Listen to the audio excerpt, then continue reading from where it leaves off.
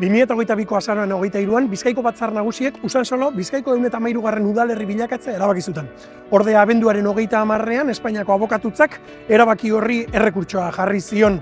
Bizkaiko Foru Aldundiak eta Galdakaoko udalak bakoitzak bere aldetik helegite horri alegazioa jarri dizkiote, baina zer dakite Galdakaon eta Usansolo segregazio prozesuaz? Ze iritzi dute zer gertatuko da Usansolorekin? Herritarren gana joan gara galdetzera. Esango dozku ezetz, esan dozku ezetz, ez? Bai, uste dut azkenean bai lortuko dugula, baina ez dut jarraitu. Ni posik bizi behar gara, orduan, ni joaten badira ez dago problemarik. Ni pitxetan dut, mungo eskuela herrie. Cuanto antes mejor. No hay nada que hacer.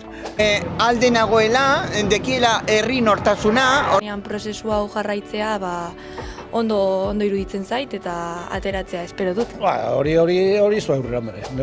Boskaketa bat egon zela, horren aldeko nagusitasun handi bat egon zela, euren erabakikaren alde jotzen dut. Ez dakite zebez, ez daz bizitzen hemen eta ez dakite zebez. Ja ordua da, Usansolo bai berrogei urte ja. Badano dakigune, aurrera igual ez dela joango. Azkeniko baten, Usansolo izan da beti guretzat. Nik uste dut baiet lortuko dugula. Independentziaren alde bagauz, segatik ez gara egongo segregazioaren alde.